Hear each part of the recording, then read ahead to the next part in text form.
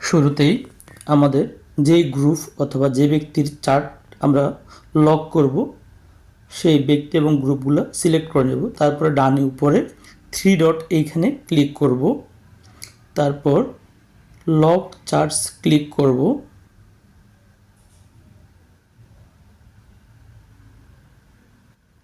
তারপর এমন একটি স্ক্রিন আসবে, আমরা কন্টিনিউতে ক্লিক করব।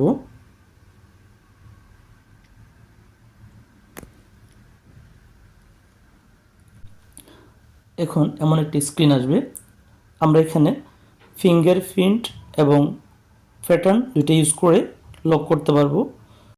আমরা যদি ফিঙ্গারপ্রিন্টের মাধ্যমে লক করতে চাই তাহলে স্ক্যান ইউর ফিঙ্গারপ্রিন্ট এখানে ক্লিক করার পর আমাদের মোবাইলের যেখানে ফিঙ্গারপ্রিন্টের সেন্সর আছে সেখানে আমাদের ফিঙ্গার চাপ দিয়ে আমরা লক করে নিতে পারি।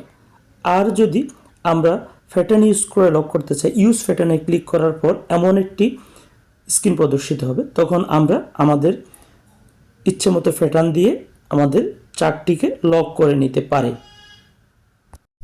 লক করার পর আমরা লককৃত গ্রুপ বা ব্যক্তিকে আমাদের চার্ট লিস্টে আর দেখব না। এখন আমরা দেখব কিভাবে লককৃত ব্যক্তি বা গ্রুপের চার্টগুলো আমরা কিভাবে রিপ্লাই দেব বা দেখব। প্রথমে আমরা হোয়াটসঅ্যাপের কন্ট্যাক্ট লিস্টের একদম উপরে দেখব, সেখানে লক এড চার্টস ওইখানে ক্লিক করব। ওইখানে ক্লিক করার পর আমাদের ফিঙ্গারপ্রিন্ট চাইবে বা প্যাটার্ন লক চাইবে, আমরা তা দিয়ে আনলক করে নেব। তখন আমরা আমাদের লক করা গ্রুপ অথবা ব্যক্তির চার্টগুলো দেখতে পাবো। এমন সব ভিডিও পেতে নুহাদ নুন নোয়ামির ইউটিউব চ্যানেলটিতে সাবস্ক্রাইব করুন এবং মোহাম্মদ নোমানুল আহসান ফেসবুক পেজটিতে লাইক করুন। ভিডিওটি শেয়ার করে অন্যদেরকে জানার ব্যবস্থা করে দিন। ধন্যবাদ সবাইকে। আবার দেখা হবে অন্য কোনো ভিডিওতে। আসসালামু আলাইকুম ওয়া রাহমাতুল্লাহি ওয়া বারাকাতুহু।